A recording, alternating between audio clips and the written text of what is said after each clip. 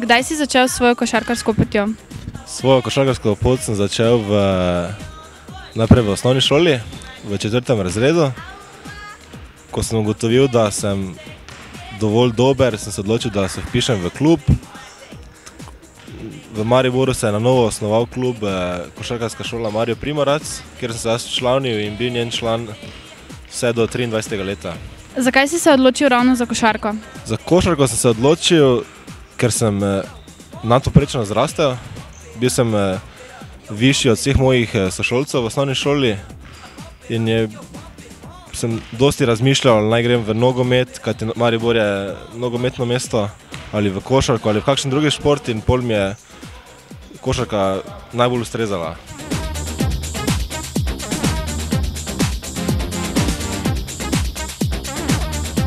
Kdaj si začel igrati za košarkarski klub Maribor Meser?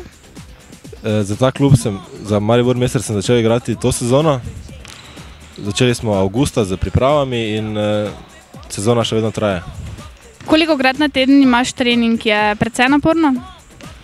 Treninge imamo 2-krat na dan, se pravi 10-krat na teden, in pa tudi tekmo v soboto.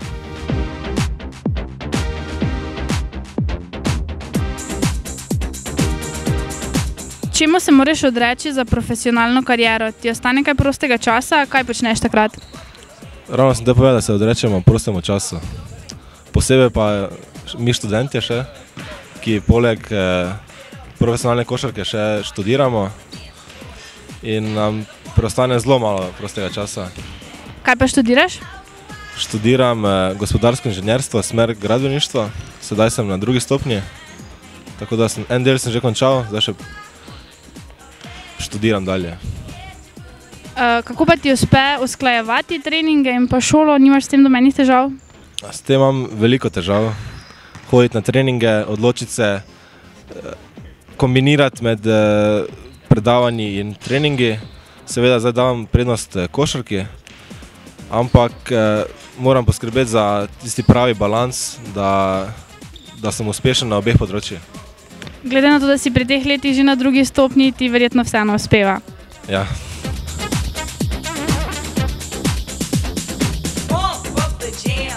Zasledila sem, da si se slikal za koledar v spodnjicah. Bomo punce dočakali, da bi čisto odvrgel svoje oblačila, ali je bil to maksimum? Maksimum. Kateri je tvoj največji dosežek?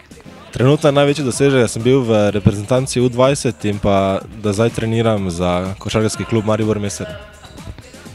Šteješ, koliko dvojnih dvojčkov si že dosegel v karieri? Ne. Vem pa, da sem v tej sezoni dosegel enega.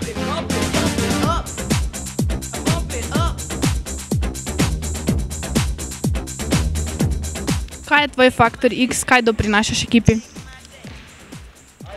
Ekipi poskušam pomagati v vseh področjih.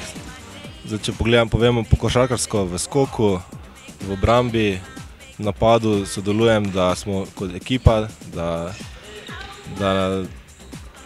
ne forsiram svoje individualne igre, da sem timski igralec, in mislim, da je to moj X-faktor.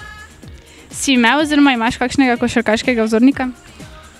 Ja, košarko sem tudi začel trenirati, ker sta moja 2 bratranca, ki živita v Beogradu, trenirala za Partizan, in sta mi bila, ko sem bil majhen, vzornika, poleg vzornikov iz NBA lige, ki so vsem, takrat je bil Michael Jordan najboljši in je še vedno. Imaš kakšne želje, ambicije po tujini?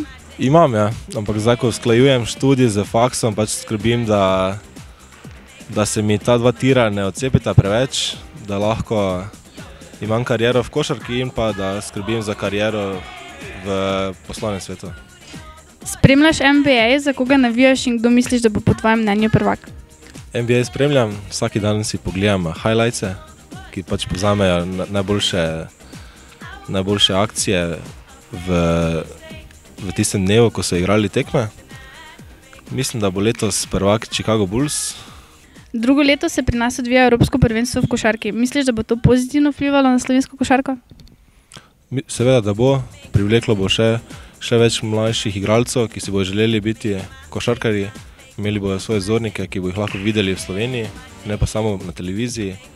In to seveda veliko pripomore k slovenski košarki. Se že veseliš prvenstva? Se veselim, ja. Najlepša hvala.